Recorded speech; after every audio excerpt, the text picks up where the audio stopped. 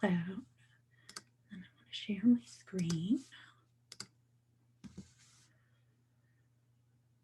Okay. Can everyone see me and my screen? Yes, you're good. Okay, great. So, hi, my name is Laura Cameron, and I am an account manager at Stitchcraft Marketing. I'm joined today by my colleagues Rebecca and Flossie. They'll probably wave at you. And office hours is kind of our way to give back to you a little bit and to sort of answer some of your questions about marketing, to talk about topics that we think are relevant. We hold these sessions once a month and they are free for everyone to attend. And we try and make them easy to attend, but apparently I'm not as good with the Zoom links always as I wish to be, and Zoom doesn't always cooperate.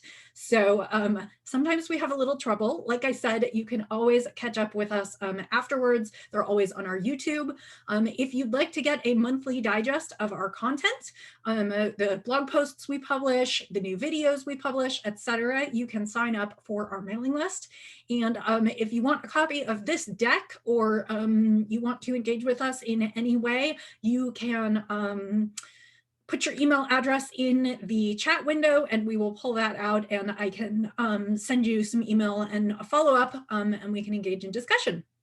If you'd like not to, if you don't want to, that's totally fine. You can just watch today. I hope that you will find what we have to say interesting. So today's topic actually came out of a previous office hours, and we were asked a lot about TikTok and Instagram Reels. And we know that there are tons of social media platforms these days, and new ones are arising all the time, and it's a question of what suits your business and what you can contribute content to and how you can best make use of them. So we put together kind of some of our tips and tricks for navigating TikTok and Instagram Reels. This talk is actually based on a blog post that we posted about a week or so ago. And in it, you will also find a downloadable PDF that will give you some tips on how to get started with TikTok and Instagram Reels. So this presentation is more about the best tips and practices, because that's kind of what we focus on. But if you want a little bit of how to get started, opening an account, some of the mechanics you can use within the account, the downloadable PDF in this blog post will provide you a little bit of that. So why are we talking about TikTok and Instagram Reels? Short form video content is becoming one of the hottest social media trends. It's because we're all busy. We have busy lives. We've spent the last several years having our attention pulled in a million different directions. And 30 to 60 seconds is kind of like a snackable treat, a little something that we can watch. If it entertains us, it makes us smile. If we learn a little something, it's one of the most easily consumable pieces of content. Short videos boast higher retention rates. Optimal is going to be 30 to 60 seconds. Leading the short video format, TikTok has had an incredible number of users and downloads, and I'm sure the pandemic has everything to do with that while we're sitting at home, but also looking at our phones. And I think as we start to explore the outdoors again, I think we'll still be looking at our phones.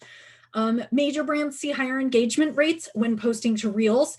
Part of that, I think, is that Reels is Instagram's newest baby, so they are favoring it in the algorithm. But unquestionably, companies are getting 50, 60, 70% higher engagement rates. And brands like the NFL, the NBA, and Louis Vuitton is seeing something upwards of 7 million views for every reel that it posts. So it also allows, Reels are also posted on the explore page in Instagram, which means sometimes people who are not already following you are also going to be able to view your content. So it is a way to sort of expand your engagement and reach a new audience. And we've kind of grouped these two together because they're fairly similar. The mechanics of the tools are, they have slightly different menus, but you're still creating short content, and you're able to use similar tools in terms of text on screen, adding music, special effects, etc. So that's kind of why we grouped these together. So one of the things that we recommend for both places is keep it short and sweet. You can produce longer videos, but really the ideal attention span is about 30 to 60 seconds. So what you want to do is if you have a longer post, you could edit it together or do something like time lapse. You could remove sections of it that are a little bit less instructive and sort of edit together a final look at something. You can, I was going to say TikTok has a pause function so that you can edit different clips out. And time-lapse videos are kind of the perfect format for tutorials, product showcases, educational videos, anywhere that you can get your point across in 30 to 60 seconds. And maybe it directs people to a longer form tutorial for how they actually make it, but anything that can give them an idea of what you're going to show them and what you've made. So the trend tag along, hop on the trend train. One of the easiest ways to get started, especially on something like TikTok, is to go ahead and start viewing. You want to look for businesses that do the kinds of things you do. You want to look at hashtags that do the kinds of things you do. And also remember that you do want to narrow down your hashtag search. For instance, if you are looking for hashtag knitting on TikTok, you're going to get thousands and thousands of videos. But if you have maybe hashtag hand-dyed yarn or hashtag hand-spun yarn, you might get slightly different results. You can look for new videos and new trends on TikTok's Discover page. And that's going to show you what's trending at any given point in time. And if there's something that you think you can contribute to whatever's trending, because that topic is trending, it's going to rank you higher in the algorithms and try and present your video to folks on their For You page. And we'll talk a little bit more about the terminology here. So you want to search out your applicable hashtags. You want to see what's trending. Hopping on a viral trend is really easy if you stay on top of things. That also includes things like things like music, that music trends quite a bit on TikTok. So in terms of mechanics, we've always talked about video in a landscape mode for when you're posting to, for instance, Facebook Lives or YouTube. You want to think vertically. When you log into TikTok or when you're watching Reels on Instagram, the format is a vertical format and it fills your entire screen. So you want to be sure that you're filling that real estate and filming in that mode. If you film in landscape mode, you're going to end up with black bars at the top and the bottom of your content, and it's just going to make it look like it doesn't quite fit. As you know, with selfies and other videos and things that you see on TikTok and Instagram, the vertical format tends to be just a little bit more personal and relatable. You can still publish professional videos, but it gives you just a little bit more of an intimate connection with your audience. So, like I said before, you're going to want to look for people that you admire, people who are operating in your industry space. Find your people, find the hashtags that are being used for content that's like yours. You might want to follow specific hashtags and keep an eye on them to see what people are doing. In TikTok, the way you curate your feed is you are looking at your For You page, and that is content that the app thinks you want. And that is based on the hashtags that you have used, the content that you have viewed previously, content that you have viewed all the way to the end. So if you skip through a video, it's going to think that you're not into the video, and it's going to rate that lower in sort of what it's going to serve up for you. And then content you've engaged with, commented on, liked, shared, duetted with, those are going to sort of refine your feed so that your For You page is going to be things that you like to see. Creating those feeds also makes it easier to spot trends and create content that speaks to what's trending. So, you know, there was a huge sea shanty trend on TikTok. And one of the ways that you could potentially tie that in if you are a fiber business is you could say record a walking song. Walking songs were songs that Scottish women sung as they felted their wool. So for instance, if you have a felting kit, you can kind of jump on those trends. That's just one example of how you could do it. Also, don't be afraid to post similar types of videos. Viral videos are meant to be imitated, and TikTok actually even makes that easier. And we'll talk about that in a minute. So like I said, use the tools. You have filters, you have music, you have all kinds of things. And TikTok and Instagram offer very similar tools. The shorter format means you have to make use of the time that you are offered. And one of the best ways to do this is by adding some text to bring people along on what you're doing. And that is referred to as text on screen. And what you want to do is you want to use fairly short, simple phrases, but you want to give people an idea of what's happening in the video, just so that you're sort of narrating through it. And particularly if you're going to use music, trending music, the text on screen gives you a way to sort of add a talking or explanatory feature without actually recording yourself talking. The other thing that I will tell you is if you do decide to narrate your own video, you can have text on screen for captions so that it can make it accessible to those who may not be able to hear. Music is important on TikTok. Use viral and trending music to push your videos up in the algorithm. And take advantage of editing features and augmented reality filters to spice up your videos. If you film something and it comes out a little bit dark, you can easily lighten it, but you could also use some of the kind of augmented reality and fun filters to make it look completely different and still get your point across. So like I said, TikTok does make it really, really super easy to kind of create more viral videos. They call this feature Duets, which is you can react to someone else's content or create a new video based on their content.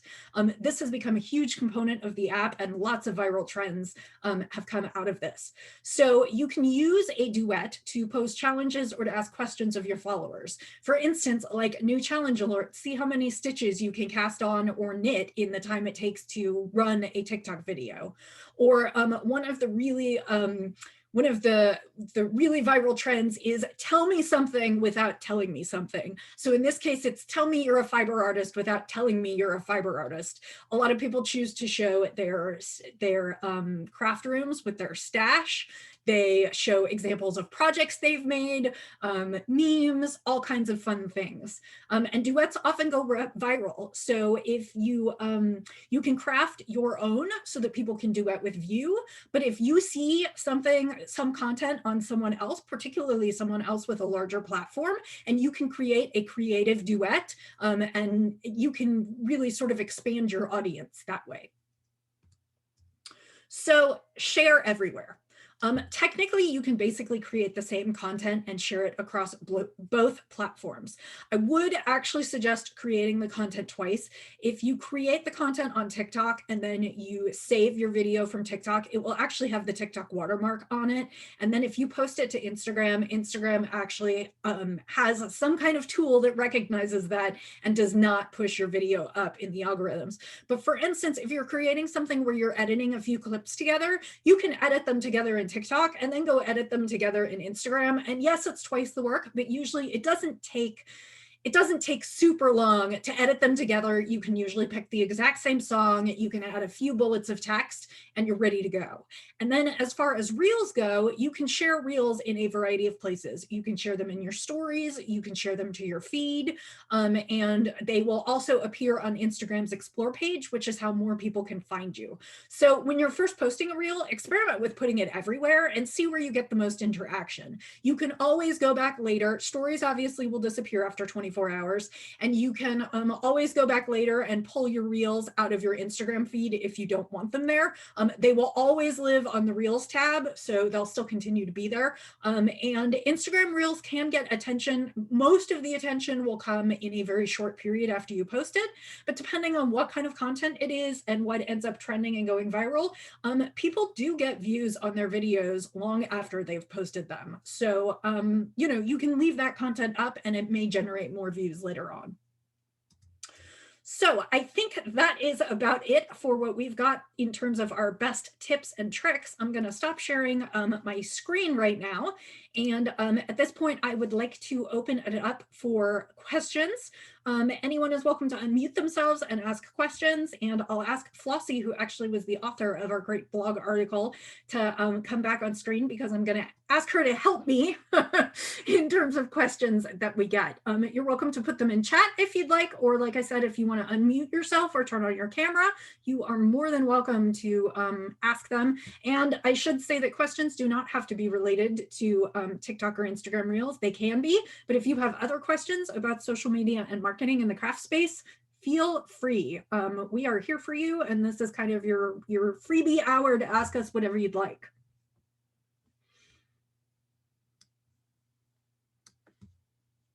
There's a bit of silence. Does anybody have anything? So I'm hoping you guys can hear me. Yeah. Good. So it takes me like, I don't know, I seem to have like jet lag with new platforms and new concepts, and eventually it probably will get going, but I'm feeling an enormous amount of jet lag with this one and resistance internally, even though I'm super comfortable with video formats. I love doing presentations. I love doing talks. I love doing Instagram lives. Like I like video, but the Reels thing just has me like shut down. I don't even like, I panic watching them from other people thinking, oh my goodness, I'm supposed to do this. And so I hardly watch Reels. So this is clearly a problem. So is there something in the knitting sphere on Instagram, because I'm not on TikTok, that is there an account, or like, is it a hashtag with Reels? Is that a thing? Because I'm feeling like, is there a way to just look at Reels and see? I don't know. So where's my starting point, so I like at least kind of crack open the door?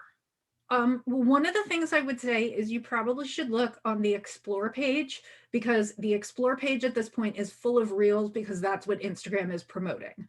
And based on the other content that you have liked and interacted with in your feeds, it will serve you up some knitting videos. So you should be able to find a few there. The other thing to think about is you can slice and dice some of your previous content. You don't have to always put together new content. If you have an Instagram live or a Facebook live or a tutorial video or something you already did, you could experiment with that either in the time-lapse feature, or you could cut snippets of that and use them as short clips. Okay. I don't know.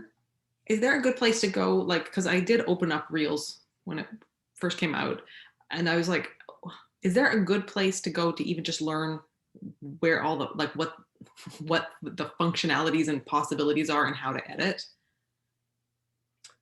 Well, so we have a little bit of the mechanics in that PDF download I referred to in our blog post. So you might pull that down, because it's got pictures of some of the screens, and we talk about some of the buttons.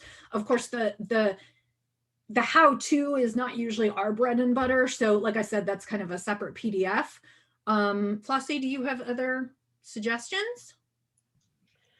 I'm a big fan of playing around in the actual app, and I know that that's sort of a pain point for you because it's giving you anxiety, but I definitely would. You do know where it is on the Explore page? Because once you click it on the Explore page, they'll just start feeding you reel after reel. In terms of how to, yeah, I really would, as just much as it gives you anxiety, try to play around with it. It's very similar to Instagram stories. So if you're already working in Instagram stories, it shouldn't be that painful. It's like the same filters, pretty much the same features. I think it includes also the timers. That it's very, very similar to Instagram stories. So you should be able to sort of use the same methods for Reels. It's just more bite-sized. You're just focusing on something that's shorter, which is kind of how Instagram stories started out, if anyone remembers. It started out as like really short clips that you could string together. So you sort of have to look at Reels as like they've now created the original Instagram stories. They've created a special space for that. Well, so, and the other thing that I find is helpful, and I would not say that I am a master TikToker by any means. I've been playing around with it, so that we can give you guys tips. So for instance, I spin and sell yarn in an Etsy shop.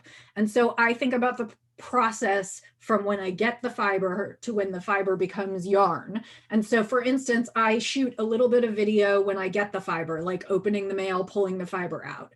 I shoot a little bit of video of spinning the fiber on my wheel. I shoot a little bit of video of having a bobbin and the fiber next to each other so you can sort of see the transition. And then at the end, when the skein is all finished, I shoot a little bit of video, which I can also use in my Etsy listing, displaying the skein. So, and what I do is I just shoot those 5 or 10 seconds and then I just stitch them together. And it's really easy in both Instagram Reels and TikTok. It gives you like an add button. Do you want to add more? And you click add, and then it shows you your, for instance, if you're on your phone, it'll show you your photos or videos section, and I just click this one and it says okay, and then it says, do you want to add more? And I'm like, yes, I want to add another one. You know, so it's pretty easy to shoot lots of little bits and pieces if you want to stitch them together, if that's an easier way to think about it for you, like as you're doing a project. It doesn't have to be all in one go. Yeah, I will say the sort of manufactured faux time-lapse video is probably the easiest entree into both Reels and TikTok, because that's what everybody's doing. And especially for crafters, it's like such a, you know, no-brainer to sort of go from the start of your project, whatever it may be, to the end of your project and do what Laura's saying, to stitch those things together. The fake time lapse is really, really popular, and I don't really see that trend ever going away, because people love those sort of like poof magic videos where one thing becomes something else. Yeah, that's actually one of the viral trends, is how does this become this, become this, become this? So, and you're just like poofing the next step in the process. We did have a question in chat from Diana, who said, what are your favorite tools for stitching and editing TikToks and Reels? There are so many. To be honest, I mostly use the in-app ones. If you are like a video editing pro and you have video editing software, more power to you, you know, create short clips in there. But if you don't have video editing software that you're a master at, they provide you with plenty of tools to create what you need to do. I don't know. Do you feel the same way? I know there was one other tool that you used, Flossie, sometimes. Maybe not for TikToks and Reels. No, that was for downloading Instagram photos. I actually would stay in the apps, especially if you're just starting out. I wouldn't overcomplicate it for yourself. I would just stay within the apps, especially, again, if you're working in Instagram Reels. So many of the editing features and so many of the things you can do are things you've already been doing. It's like the same filters you'd apply to a photo, those are available in Instagram Reels. The same augmented reality filters or editing features you would use in stories, those are available in Reels. So I would stick to the native editing software, just because you're probably already familiar with it and it'll be less of a barrier.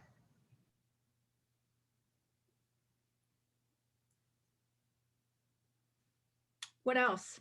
Anyone? And again, it doesn't have to be TikTok or Instagram Reels. Okay,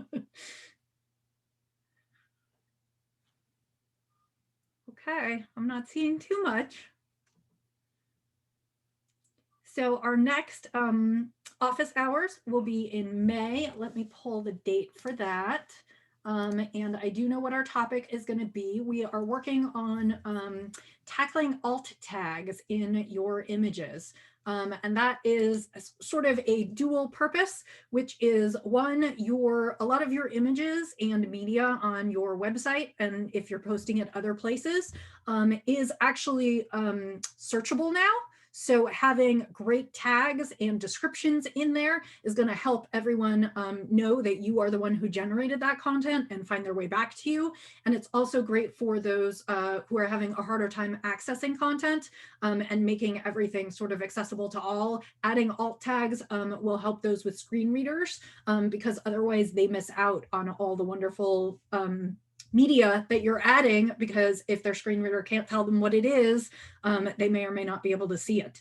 So we're putting together a presentation on that, and that is going to be our, hang on just a second, I'm on the wrong screen, but it is going to be partway through May. It's kind of a similar date to this one.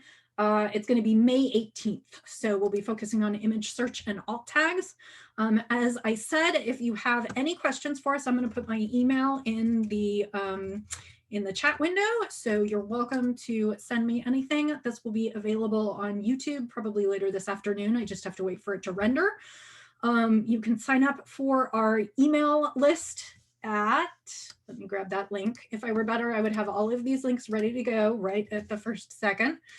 And that is also another way that you can find us. So thank you for joining us. If you have any last questions, I'll stick around for a minute or two longer. And otherwise, thanks for spending some time with us. And I hope to get to see you again soon. Thank you, everyone.